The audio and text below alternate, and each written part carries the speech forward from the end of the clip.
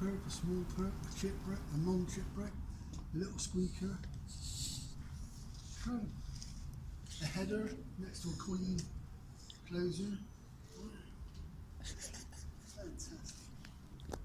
Fantastic.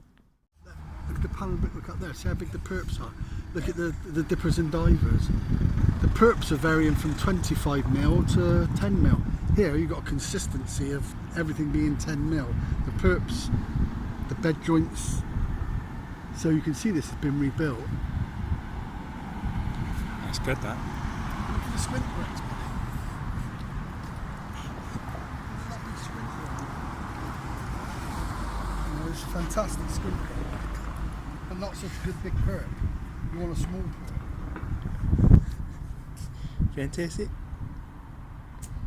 Yeah. At the top, by the Gothic arches, look at the fantastic pineapple roof. Fantastic. Fantastic.